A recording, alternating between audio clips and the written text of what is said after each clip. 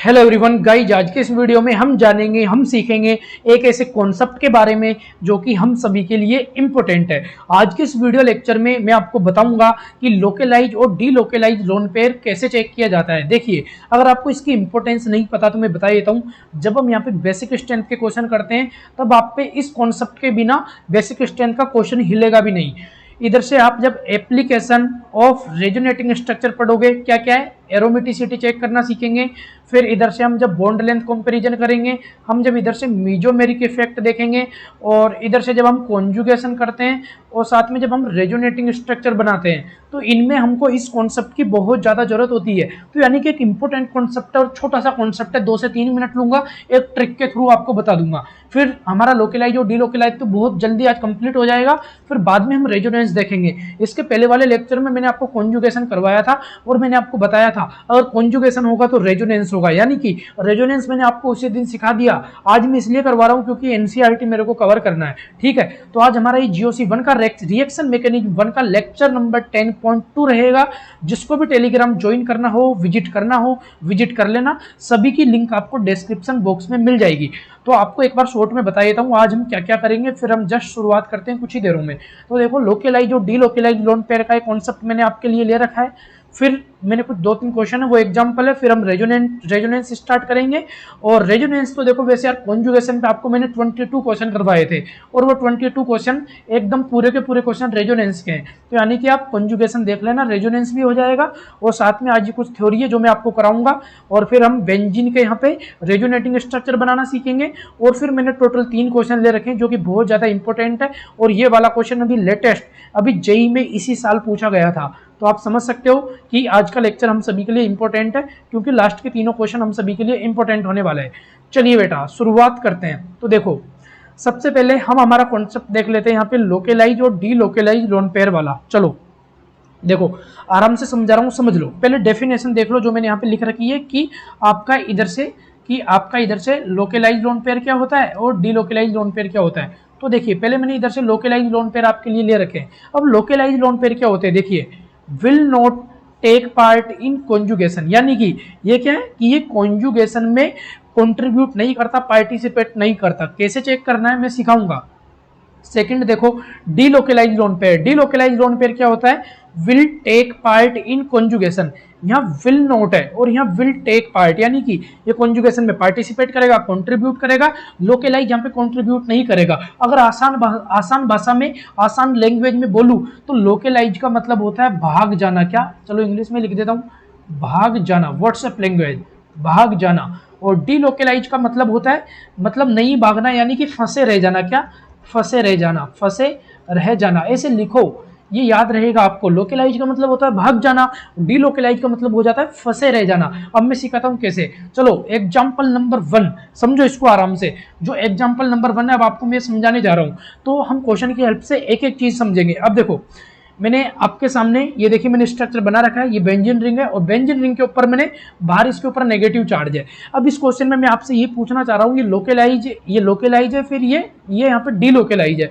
अब आपको मैं सिखा रहा हूँ, सीखो। देखिए, पहली बार में बहुत मुश्किल से समझ आएगा, एंड तक आपको इजीली समझ आ जाएगा। समझो, इधर देखो, पाई सिंगल, देखो पाई सिंगल, ये देखो इधर पाई बॉन्ड, फिर सिंगल बॉन्ड, फिर पाई बॉन्ड, फिर सिंगल बॉन्ड, और फिर पाई बॉन्ड। क्या यहाँ पे रेजोनेंस हो रहा है? क्या यहाँ पे रेजोनेंस हो रहा है? जी भैया, यहाँ पे रेजोनेंस हो रहा है। अब आप ये देखो, ये रेजोनेंस तो हो रहा है, लेकिन जो नेगेटिव चार्ज है, जो ये एनाइन है, क्या ये कंट्रीब्यूट कर रहा है? क्या इस रेजोनेंस में इसका कोई भी यहाँ पे रोल है? इसका कोई भी रोल नहीं है। यानी कि ये कहीं भी जा सकता है, कोई रोक टोक नहीं है इसके, कोई भी रोक टोक नहीं है, ये कहीं भी जा सकता है। इसलिए हम क्या बोलेंगे कि ये वाला क्या है, ये वाला लोकलाइज। यहाँ पे कैसा है? लोकलाइज, यानी कि ये भाग जाएगा। अब ये भी बताता हूँ ऐसा क्यों हो रहा है, आपको मैं बताता हूँ ऐसा क्यों हो रहा है। अब ये देखो, नीचे ये जो ब्लैक मार्कर से मैंने पूरा स्ट्रक्चर बना रखा है, आप इसको समझो। अब देखो, ये सब कितने कार्बन है? यहाँ पे टोटल 6 कार्बन है, यानी कि कितने ऑर्बिटल हो जाएंगे? टोटल 6 ऑर्बिटल हो जाएंगे। तो देखो, मैंने बना रखे first carbon, second, third, fourth,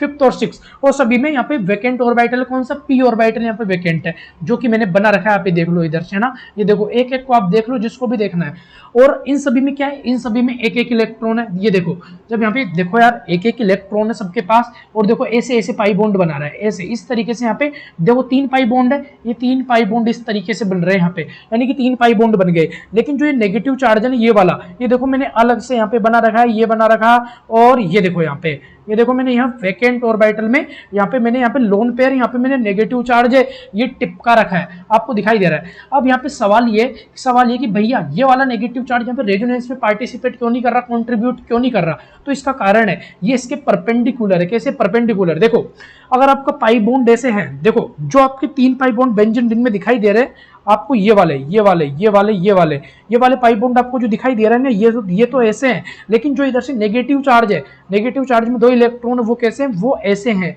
यानी कि आप समझ रहे हो ये कैसे परपेंडिकुलर है। इस वजह से क्या करता है कि ये यहाँ पे हाइब्रिडाइजेशन या रेजोनेंस में पार्टिसिपेट नहीं करता। इस वजह से कैसा हो जाएगा, इस वजह से आपका लोकेलाइज हो जाएगा। अब आपको टाइम नहीं लगेगा समझने में। सेकंड वाला देखो, सेकंड वाले में पाई सिंगल पाई, यानी कि क्या हो रहा है, रेजोनेंस हो रहा है।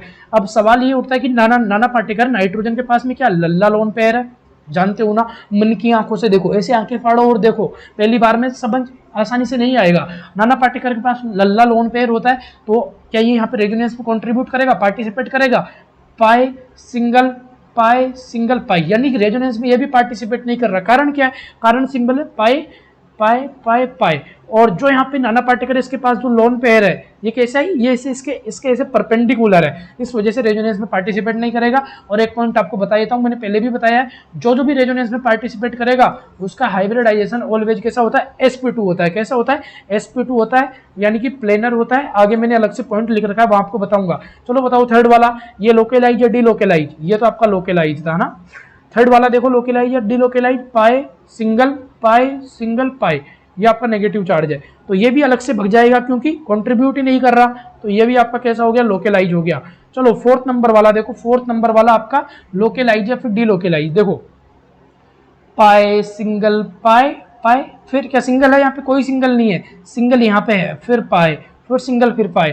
और इस स्ट्रक्चर का नाम होता है, वो होता है क्या, पाइरिडीन। इसका नाम पाइरिडीन होता है, आप लिख लेना, ठीक है। तो आप देख सकते हो पाई सिंगल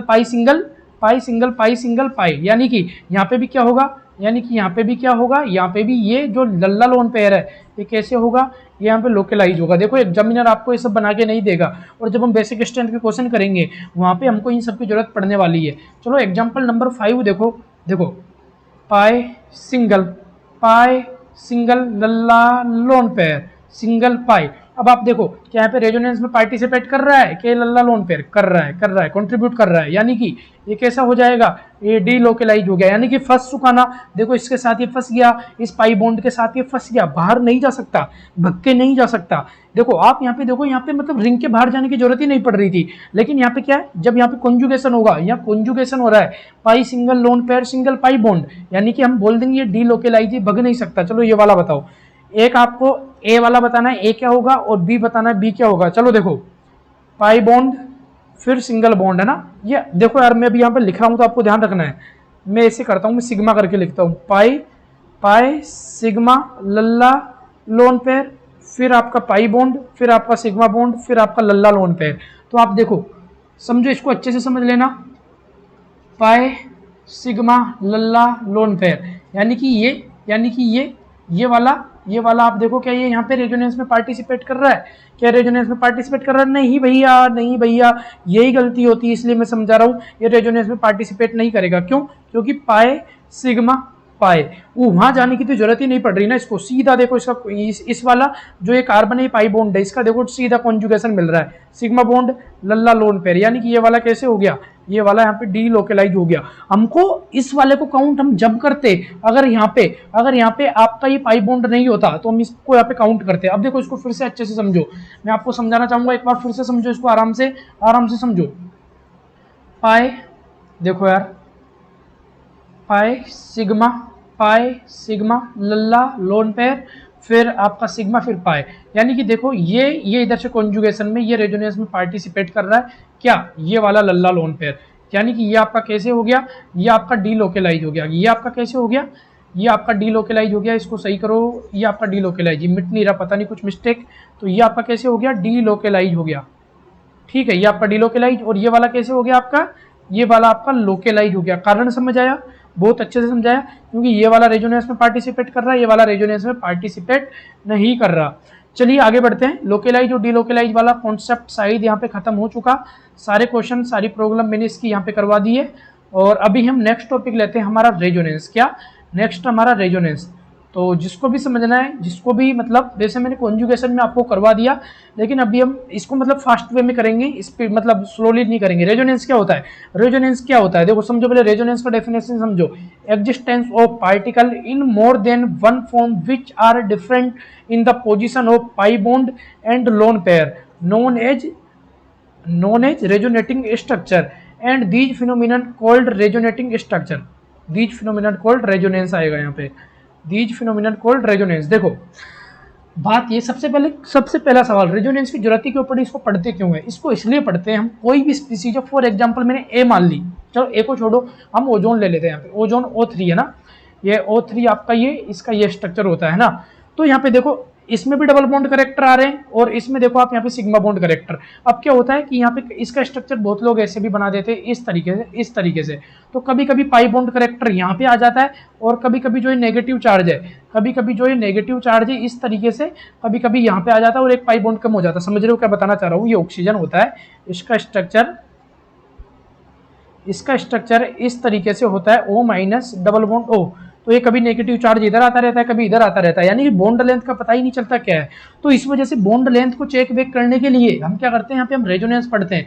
तो एक तरीके से कोई भी स्पीसीज वो जब यहाँ पे एक से ज्यादा स्ट्रक्चर में जब यहाँ पे एग्जिस्ट करती है नेचर में, तो हम उसके लिए रेजोनेंस टर्म यूज लेते हैं। ठीक है, चलो तो ये मैंने आपको डेफिनेशन समझाया। डेफिनेशन क्या है? Existence of particle in more than one form which are different in the position of pi bond and lone pair।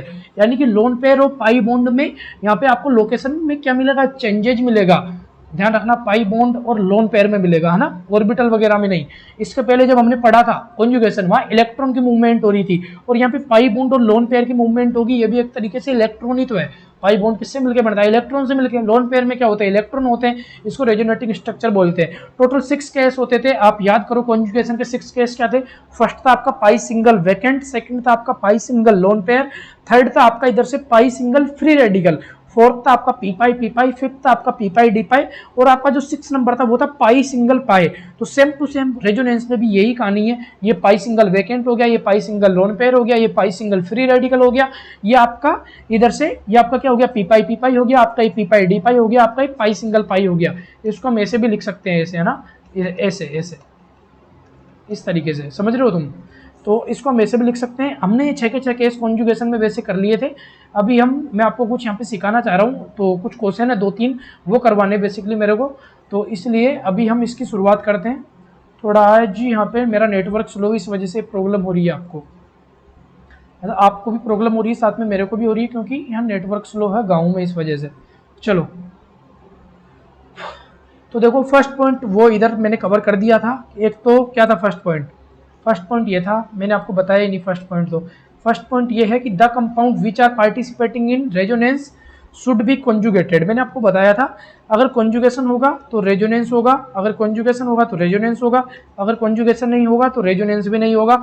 यानी कि जो रेजोनेंस होता है वो कंप्लीटली किसके ऊपर डिपेंड करता है? वो डिपेंड करता है कॉन्जुगेशन के ऊपर। चलो आपका सेकंड पॉइंट देखो, सेकंड पॉइंट है आपका all the resonating structure are hypothetical. जितने भी रेजोनेटिंग स्ट्रक्चर होते हैं वो सब कैसे होते हैं? वो सबका सब कैसे होते हैं? हाइपोथेटिकल होते हैं। लेकिन जो आपका रेजोनेंस हाइब्रिड होता है ये कैसे होता है? रियल होता है। ये दोनों क्या होते हैं हम अभी करेंगे, मैं आपको बताऊंगा।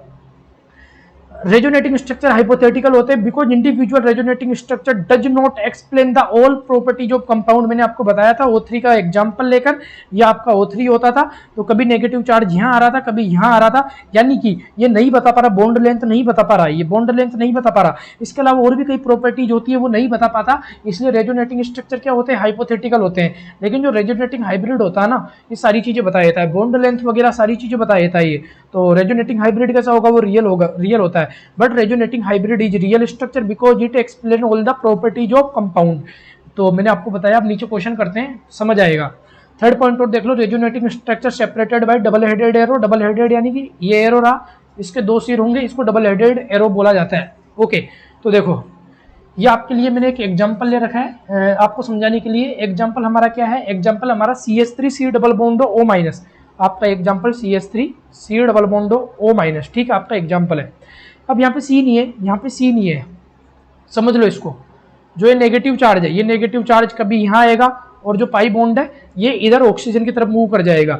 जब नेगेटिव चार्ज यहाँ आएगा तो इधर डबल बॉन्ड करेक्टर आएगा, और जब ये पाई बॉन्ड इधर जाएगा तो इधर से आप देखो यहाँ पे क्या आ जाएगा, नेगेटिव चार्ज आ जाएगा। कॉन्जुगेशन में बहुत अच्छे से सिखाया था, यानी कि क्या हो रहा है, कभी नेगेटिव चार्ज यहाँ आ रहा है, कभी नेगेटिव चार्ज यहाँ आ रहा है, यानी कि यहाँ कंफर्म ये चार्ज कहाँ रहेगा। इसीलिए हम ऐसा देखो, कभी नेगेटिव चार्ज यहाँ आ रहा है, कभी यहाँ आ रहा है, कभी डबल बॉन्ड यहाँ पे आ रहा है, कभी डबल बॉन्ड यहाँ पे आ रहा है। इसलिए हम क्या ऐसा स्ट्रक्चर बना सकते हैं, CH3 कार्बन और दोनों जगह नेगेटिव चार्ज जैसे बना दीजिए, और डबल बॉन्ड करेक्टर दोनों जगह आ रहा है, आप देख सकते हो। इसलिए हम डबल बॉन्ड करेक्टर भी दोनों जगह बना सकते हैं। और इसी को क्या बोलते हैं, इसी को रेजोनेटिंग हाइब्रिड बोलते हैं, जो कि कैसा होता है, रियल होता है। ये क्या था आपका, ये रेजोनेटिंग स्ट्रक्चर था, और ये कैसा था आपका, ये रियल नहीं था, ये हाइपोथेटिकल था, लेकिन आपका ये रियल था। अब बात ये सारी प्रॉपर्टी एक्सप्लेन करता है, आपको ये बॉन्ड लेंथ भी बताएगा, और मैं आपको बेंजीन के ऊपर अलग से क्वेश्चन करवाऊंगा, मैंने आगे ले रखा है, जो कि सारी प्रॉपर्टीज शो करता है। अभी हम आगे बढ़ते हैं, ओके चलिए। तो अभी हम बेंजीन के रेजोनेटिंग स्ट्रक्चर देख लेते हैं। बहुत लोगों को डाउट होता है, बनाना नहीं आता, तो मैं आपको बनाना सिखा देता हूं, जिसके बाद में हम ये तीनों क्वेश्चन कर लेंगे, फिर आज का हमारा लेक्चर है जो क्या होगा, समाप्त हो जाएगा।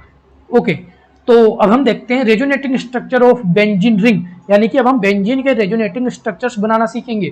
बेंजीन का स्ट्रक्चर तो यार आपको बनाना आता ही होगा ना, आप 10th क्लास में पढ़ लेते हो इस चीज को। तो जो आपका ये है, इसको हम बेंजीन बोलते हैं ना, इसमें 3 पाई बॉन्ड होते हैं और 6 कार्बन चेन होती है, यानी कि 6 कार्बन की साइक्लिक रिंग होती है। और हम इसको इस तरीके से भी बना सकते हैं, ये दोनों को दोनों ही क्या है आपकी, ये दोनों को दोनों ही बेंजीन रिंग है, ठीक है। बेंजीन रिंग आपकी बन गई।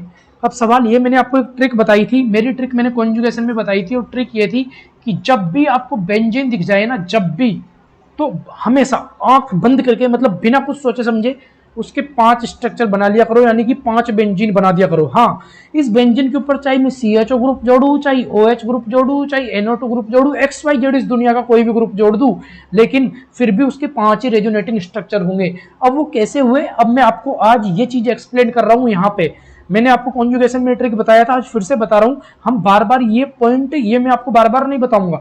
रेजोनेटिंग स्ट्रक्चर आज पहली बार बना के बता रहा हूं आपको बेंजीन का। तो ये बेंजीन आपकी स्ट्रक्चर मैंने इसका आपके सामने बना रखा है। अब देखिए, अब हम अच्छे से कवर करते हैं। सबसे पहले कोई सा भी पाई बॉन्ड ले लो, जो भी आपका मन करता है। आपको समझाने के लिए मैंने ये पाई बॉन्ड ले लिया, आप खुद से प्रैक्टिस करना अदर पाई बॉन्ड लेकर। मैंने ये पाई बॉन्ड ले लिया, जब ये इधर से इधर ऐसे घूमेगा तो क्या यहाँ पे पॉजिटिव चार्ज आएगा इस कार्बन के ऊपर, यस। तो क्या यहाँ पे नेगेटिव चार्ज आएगा, यस। देखिए ये सेम टू सेम चीज मैंने यहाँ फॉलो कर रखी है, यहाँ पॉजिटिव चार्ज आ रहा है, यहाँ नेगेटिव चार्ज आ रहा है। फिर आप देखो इसके, आप फिर आगे हम क्या करेंगे, जो ये नेगेटिव चार्ज है ये यहाँ पे पाई बॉन्ड में कन्वर्ट हो जाएगा, और जो ये पाई बॉन्ड है यहाँ पे फिर से नेगेटिव चार्ज में कन्वर्ट हो जाएगा। क्या मैंने इधर सेम टू सेम कहानी कर रखी है, यस सेम टू सेम कर रखा है। जो नेगेटिव चार्ज है ये यहाँ पे आएगा तो यहाँ डबल बॉन्ड करेक्टर में कन्वर्ट हो जाएगा। बहुत लोगों को ये डाउट आता है कि भैया जब ये नेगेटिव से इधर जा रहा है तो यहाँ पॉजिटिव क्यों नहीं आ रहा, डाउट आता है ना आपको भी। तो देखो कान खोल के सुन लो, अगर न्यूट्रल स्पीसीज जाती है, अगर न्यूट्रल स्पीसीज कन्वर्ट होती है तो वहां पे पॉजिटिव या नेगेटिव चार्ज आएगा, वो डिपेंड करता है क्या जा रहा है क्या आ रहा है। और अगर देखो, अगर नेगेटिव जाएगी तो पॉजिटिव आएगा, सॉरी अगर न्यूट्रल जाएगी, अगर न्यूट्रल कोई भी चीज न्यूट्रल है, मान लीजिए फॉर एग्जांपल यार इसी को समझो आप, इधर क्या है, अब देखो इधर ये चार्ज स्पीसीज है, और जब चार्ज स्पीसीज जब यहाँ पे डोनेट करेगी तो मान लीजिए आपको समझाता हूँ। देखिए एक तरफ न्यूट्रल होता है और एक तरफ आपका नेगेटिव, एक तरफ आपका केटायन। केटाइन कब बनेगा, केटाइन ये केटाइन कब बनेगा, ये वाला जब भी कोई भी चीज दे रहा होगा केटाइन बनेगा। ये एनाइन कब बनेगा, जब भी कुछ भी ले रहा होगा तब। तो समझो अगर कोई भी चीज न्यूट्रल है तो न्यूट्रल यहाँ पे पॉजिटिव में कन्वर्ट होगी, और कोई एनाइनिक स्पीसीज है तो वो पहले न्यूट्रल में कन्वर्ट होगी। कार्बोकेटाइन स्टेबिलिटी जिस दिन करवाई थी उस दिन ये चीज मैंने आपको सिखाई थी। तो इधर ये पाई बॉन्ड आएंगे, यहाँ पे नेगेटिव चार्ज आएगा, यहाँ पे नेगेटिव चार्ज आ गया, ये नेगेटिव चार्ज यहाँ जाएगा, ये पाई बॉन्ड इधर आएगा, तो नेगेटिव चार्ज यहाँ जाएगा तो यहाँ पाई बॉन्ड आएंगे, यहाँ नेगेटिव चार्ज आएगा, ये मैंने कर दिया। फिर नेगेटिव चार्ज इधर आएगा और नेगेटिव चार्ज इधर आ रहा है, देखो नेगेटिव चार्ज इधर आ रहा है, तो नेगेटिव चार्ज इधर आएगा। तो जब ये नेगेटिव चार्ज इधर आएगा ना, तब यहाँ पे देखो जब नेगेटिव और पॉजिटिव मिलके क्या ये एक पाई बॉन्ड का फॉर्मेशन कर लेंगे। ये पाई बॉन्ड का फॉर्मेशन मैंने कर रखा है। पहले देखो, अब सुनो अच्छे से समझो इसको, देखो देखो सामने देखो स्क्रीन पर। पहले आपके पाई बॉन्ड कहाँ थे? पहले आपके पाई बॉन्ड यहाँ थे, यहाँ पे। और अब कहाँ आ गए आपके पाई बॉन्ड? अब आपके पाई बॉन्ड यहाँ पे आ गए, देखो यहाँ ना। अब आपके पाई बॉन्ड इधर आ गए, इधर। यानी कि पूरी बेंजीन रिंग में पाई बॉन्ड आ चुके हैं, आप देख सकते हो। तो इसको हम क्या बोलते हैं? रेजोनेटिंग स्ट्रक्चर्स बोलते हैं। ये कैटाइनिक और एनाइनिक चार्ज का ध्यान रखना। मैंने आपको सिखाया कि अगर कोई भी न्यूट्रल स्पीसीज है और अगर वह दे रही है, अगर वो लोन पेयर दे रही है या कुछ भी दे रही है, बॉन्ड दे रही है, तो पॉजिटिव आएगा। और अगर न्यूट्रल स्पीसीज ले रही है तो क्या आएगा? एनाइन आएगा। ठीक है। अब ये बेंजीन है। अब देखो, अब जब भी हम पढ़ेंगे इस तरीके से करेंगे। ये बेंजीन है, ये बेंजीन है। 3 पाई बॉन्ड इधर है और 3 पाई बॉन्ड इधर है। इनकी लोकेशन देखो, पाई बॉन्ड की लोकेशन अलग अलग है। ये दोनों स्ट्रक्चर बना रखे हैं मैंने यहाँ पे। ये पहला स्ट्रक्चर ये रहा और दूसरा स्ट्रक्चर यहाँ पे ये रहा। तो इसका भी रेजोनेटिंग हाइब्रिड बना दो। पूरी रिंग में पाई बॉन्ड आ रहा है, तो पूरी रिंग में पाई बॉन्ड हमने इस तरीके से बना देंगे। इसको रेजोनेटिंग हाइब्रिड बोलते हैं। और इसकी बॉन्ड लेंथ कितनी आती है? सवाल यही आता है, ऑलरेडी आ रखा है। तो जनरली जो sp हाइब्रिडाइज कार्बन होता है, sp हाइब्रिडाइज कार्बन की जो बॉन्ड लेंथ होती है वो 1.20 एंगस्ट्रॉन होती है। Carbon double bond carbon sp2 की 1.34 एंगस्ट्रॉन होती है। कार्बन सिंगल बॉन्ड कार्बन इसकी sp3 इसकी होती है 1.54 एंगस्ट्रॉन। अब बताओ, मैंने आपको सिखाया था जब भी रेजोनेंस होगा हमेशा हाइब्रिडाइजेशन क्या होगा? sp2 होगा। तो sp2 होगा तो इसकी बॉन्ड लेंथ यहाँ पे कितनी होगी? 1.34 एंगस्ट्रॉन होगी, है ना। 1.34 एंगस्ट्रॉन होगी। लेकिन ये गलत है। ये गलत क्यों है मैं बताता हूँ। इसकी जो यहाँ पे बॉन्ड लेंथ आती है ये आती है 1.39 एंगस्ट्रॉन। ऐसा क्यों हुआ? क्योंकि यहाँ पे देखो, यहाँ सिंगल बॉन्ड करेक्टर भी मिल रहा है और डबल बॉन्ड करेक्टर भी मिल रहा है। यहाँ पे तो ओनली डबल बॉन्ड करेक्टर है ना, लेकिन आप देखो इसके अंदर सिंगल बॉन्ड करेक्टर भी था। यहाँ पे देखो, यहाँ पे देखो, यहाँ पे सिंगल और डबल दोनों मिल रहा है। तो ये इसी को रेजोनेटिंग हाइब्रिड बोलते हैं, यानी कि दोनों के बीच में रहेगा। sp2 और sp इन दोनों के बीच में रहेगा। और इसी को हम जनरली क्या बोलते हैं? इसी को हम यहाँ पे रेजोनेटिंग स्ट्रक्चर्स ऑफ बेंजीन बोलते हैं। आई होप गाइज आपको ये समझ आया होगा। ठीक है, तो आगे बढ़े। और ये होता है हमारा समाप्त बेंजीन रिंग। ओके, तो अब आप देखिए आपका क्वेश्चन नंबर 1। क्वेश्चन नंबर 1 है आपका, in which of the following compound octet is complete. क्या पूछा जा रहा है कि जो कंपाउंड आपको गिवन है इसमें कौन से में ऑक्टेट कंप्लीट, आपको वो चेक करना है। या फिर और करके यही क्वेश्चन दूसरे तरीके से भी आ सकता है, विच of the following compound is unstable. Unstable का मतलब क्या है? स्टेबल कौन होगा? स्टेबल वो होगा जिसका ऑक्टेट कंप्लीट होगा, और अनस्टेबल कौन होगा? जिसका ऑक्टेट इनकम्प्लीट होगा। यानी कि बेसिकली बात कर रहा है इनकम्प्लीट ऑक्टेट की, है ना। तो क्वेश्चन किसी भी तरीके से आ सकता है। तो अब आप देखिए यहाँ पे आपको क्या चेक करना है? बेसिकली ऑक्टेट चेक करना है। अब इस क्वेश्चन को करने के लिए मेरी ट्रिक आप पे आनी चाहिए। अब वो वीडियो आपने नहीं देखा तो मैं हो सकता है लिंक डिस्क्रिप्शन बॉक्स में दे दूंगा या फिर आई बटन में यहाँ पे लिंक पेस्ट कर दूंगा, तो आप वीडियो वॉच कर लेना। मैंने एक लिंक बताया था, और वो लिंक नहीं, मैंने आपको एक ट्रिक बताया था। और ट्रिक में मैंने आपको वैकेंट ऑर्बिटल चेक करना सिखाया था और लल्ला लोन पेयर चेक करना सिखाया था। यानी कि यहाँ पे आपको उसी की जरूरत पड़ने वाली है। जिसके अंदर वैकेंट ऑर्बिटल प्रेजेंट होगा उसका यहाँ पे जो ऑक्टेट होगा वो कैसा होगा? वो उसका ऑक्टेट इनकम्प्लीट होगा। और जिसके अंदर वैकेंट ऑर्बिटल एब्सेंट होगा उसका ऑक्टेट कैसा होगा? उसका ऑक्टेट होगा वो कंप्लीट होगा। यानी कि आपको वैकेंट ऑर्बिटल चेक करना और कुछ भी नहीं। अब देखो, आपको इस ट्रिक को आज मैं अभी बता देता हूँ, वैसे एक्सप्लेन करूँगा। फर्स्ट वाला देखना है। मेरा ट्रिक ये था कि अगर बॉन्ड कम होकर पॉजिटिव चार्ज आएगा, मीन्स यहाँ पे वैकेंट ऑर्बिटल होगा, ये क्या होगा? प्रेजेंट होगा। तो ऑक्सीजन जनरली 2 बनाता है। ऑक्सीजन ने यहाँ पे 1 2 3 बॉन्ड बना रखे हैं। बॉन्ड अधिक हो रहे ना कि कम, तो वैकेंट ऑर्बिटल क्या हो जाएगा? एब्सेंट हो जाएगा। मैंने बताया था अगर vacant orbital absent means octet क्या होगा? ऑक्टेट होगा वो क्या होगा? कंप्लीट होगा। सेकंड वाला देखो, नाना पार्टिकल जनरली कितने बॉन्ड बनाता है? 3 बनाता है। इसने कितने बना रखे? 1 2 3। मैंने आपको बताया था अगर बॉन्ड कम होकर पॉजिटिव चार्ज आए तो वैकेंट ऑर्बिटल प्रेजेंट होगा। यहाँ 3 के 3 बॉन्ड है, कोई बॉन्ड कम ज़्यादा नहीं हुए और 3 बॉन्ड पे पॉजिटिव चार्ज आ गया, मीन्स वैकेंट ऑर्बिटल क्या होगा? एब्सेंट होगा। प्रेजेंट एक ही कंडीशन में होगा, अगर बॉन्ड कम हो रहे हो तो यहाँ पे हम यहाँ पे क्या लिखेंगे? जो वैकेंट ऑर्बिटल है वो कैसे? वो एब्सेंट है, मीन्स जो ऑक्टेट है वो क्या है? यहाँ पे ऑक्टेट क्या है? कंप्लीट है। तो यहाँ पे आपका क्वेश्चन का क्वेश्चन क्या था, ऑक्टेट कंप्लीट है वो बताओ। तो एक तो ए हो गया, एक बी हो गया। सी वाला देखो, सी वाला CH3 CH plus CH3, carbon generally कितने बनाता है, कार्बन जनरली 4 बॉन्ड बनाता है। और इसने यहाँ पे कितने बना रखे हैं, 1 2 और एक ये हाइड्रोजन वाला 3, कार्बन ने यहाँ पे 3 बना रखे हैं। तो देखो आप 4 से 3 पे आओगे तो बॉन्ड कम हो रहे हैं, मीन्स यहाँ वैकेंट ऑर्बिटल वो क्या है, प्रेजेंट है। और मैंने बताया था अगर वैकेंट प्रेजेंट है तो ऑक्टेट कैसा है, ऑक्टेट यहाँ पे इनकम्प्लीट। तो आपका आंसर, फर्स्ट क्वेश्चन का आंसर क्या हो जाएगा, फर्स्ट का आंसर आपका ए एंड बी, और जो आपका सेकंड क्वेश्चन है कौन अनस्टेबल है, तो उसका आंसर हो जाएगा आपका सेकंड क्वेश्चन का सी ऑप्शन। तो इसका आपका सी हो गया, इसका ए और बी हो गया। तो बताओ इंपॉर्टेंट था या नहीं, बताओ इंपॉर्टेंट था या नहीं, ये क्वेश्चन इंपॉर्टेंट था। आप पे ऐसे क्वेश्चन करना आना चाहिए। वो ट्रिक यार वाकई में बहुत कमाल की ट्रिक थी, मतलब मज़ा आ गया, वो ट्रिक बहुत ज़बरदस्त था, लेकिन फिर भी आप लोगों ने उस ट्रिक को शेयर नहीं किया। तो अब आप उस ट्रिक को शेयर कर दो बस, क्योंकि ट्रिक बहुत अच्छा ट्रिक, हम इतनी मेहनत करते हैं आपके लिए। तो प्लीज़ यार आप शेयर कर सकते हो, क्योंकि वीडियो बनाने में, ट्रिक तैयार करने में हमको महीने लग जाते हैं, जिसके बाद ट्रिक तैयार हो पाती है। चलो क्वेश्चन नंबर 2, क्वेश्चन नंबर 2 है आपका, in which of the following compound resonance is present.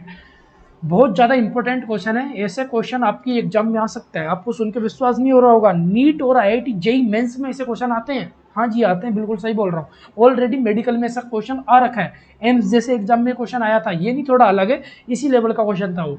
बताना रेजोनेंस किस में प्रेजेंट होगा, किस में एब्सेंट होगा, यानी कि चेक करना वैकेंट ऑर्बिटल प्रेजेंट या एब्सेंट, लल्ला लोन पे प्रेजेंट या एब्सेंट, बस वही कॉन्सेप्ट लगाने हैं। तो इधर देखो पाई सिग्मा और वैकेंट ऑर्बिटल है ना, सही है गलत है, NH3 प्लस वैकेंट ऑर्बिटल होगा या नहीं होगा, जस्ट अभी अभी बताया नाना पाटेकर 3 बनाता है और 4 बना रखे भाई साहब ने, यहाँ बॉन्ड ज़्यादा हो रहे हैं। फिर जिसके बाद positive charge means vacant orbital absent, तो यहाँ पे क्या रेजोनेंस प्रेजेंट होगा, नहीं होगा, यानी कि कैंसल। सेकंड वाला देखिए आपके, सेकंड वाले में यहाँ रेजोनेंस प्रेजेंट होगा या एब्सेंट। कार्बन जनरली कितने बनाता है, 4 बनाता है, इसने कितने बना रखे हैं, इसने यहाँ पे बनाने 4 चाहिए थे और बना कितने रखे हैं, 3 बना रखे हैं। मीन्स इधर से इधर जाने पे क्या हो रहे हैं, नंबर ऑफ बॉन्ड कम हो रहे हैं। तो यहाँ वैकेंट ऑर्बिटल क्या है, वैकेंट ऑर्बिटल प्रेजेंट है। तो पाई सिग्मा वैकेंट ऑर्बिटल, यानी कि यहाँ रेजोनेंस होगा, आना चाहिए। बहुत मतलब 2 लेक्चर हो गए सिखाते हुए, लगभग 1 से सवा घंटा हो चुका, अब आप पे आना चाहिए।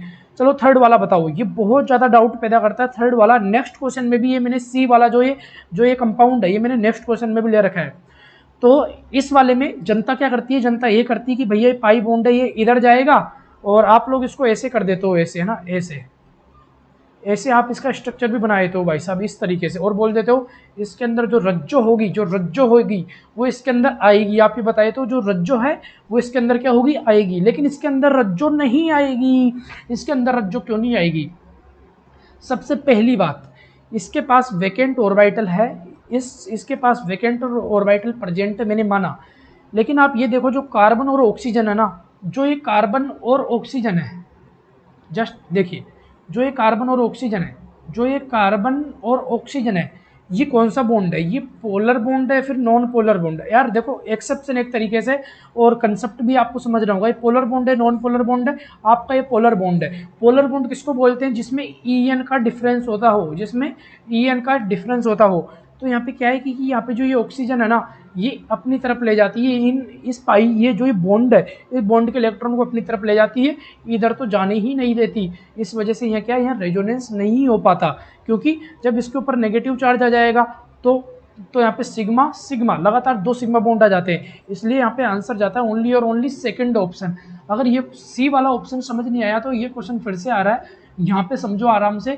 ये क्वेश्चन मैंने टेलीग्राम पे क्विज करवाने को दिया था, तो जिन्होंने टेलीग्राम पे इस क्वेश्चन को अटेम्प्ट किया था, जिसका भी गलत हुआ हो वो अभी इस क्वेश्चन को आराम से इधर समझो। क्वेश्चन आपका JEE में आया हुआ है, लेटेस्ट इसी साल पूछा गया था, जब आपका लेटेस्ट अभी JEE IIT JEE मेंस हुआ था उसी में पूछा गया था क्वेश्चन आपका।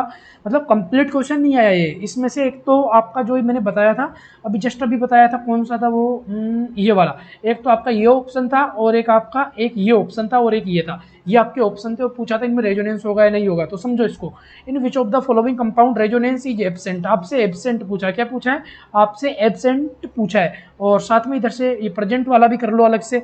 तो ये मैंने अपनी तरफ से करवा दिया और आपको एब्सेंट का करना है। इस क्वेश्चन को मुझे ये देना चाहिए था कि इनमें से कौन सा करेक्ट है, इनमें से कौन सा करेक्ट ऑप्शन है, मुझे ऐसे करवाना चाहिए था, लेकिन मैंने थोड़ा इसका लेवल बढ़ा दिया। अब एक एक को चेक करो, फास्ट आप स्पीड से चेक करो। क्या इसके अंदर यहाँ पे रेजो होगा, रज्जो होगा इसके अंदर? यस, इसके अंदर क्या होगा? रज्जो होगा। इसके अंदर रज्जो होगा। कैसे होगा? ये पाई बॉन्ड इधर आएगा तो ये आपका CH2+ ऐसे आपका इसके अंदर रज्जो होगा। तो यानी कि ए के अंदर तो आपका क्या होगा? रज्जो होगा। चलो बताओ बी के अंदर रज्जो होगा या नहीं होगा? देखो बी के अंदर ऊपर ऑक्सीजन, यहाँ ऊपर कार्बन था, यहाँ ऊपर ऑक्सीजन, यानी कि बॉन्ड ऊपर जाएगा। जब ये बॉन्ड ऊपर जाएगा तो यहाँ क्या आएगा? इधर से आपका ये ऑक्सीजन माइनस, इधर पॉजिटिव चार्ज और इधर भी पॉजिटिव चार्ज। अब क्या यहाँ पे रज्जो होगा ना? होगा ना यहाँ पे रज्जो? देखो पाई सिंगल वैकेंट रज्जो होगा। सही है, तो क्या सही लगा दूँ? नहीं, यहाँ रज्जो नहीं होगा। क्यों नहीं होगा?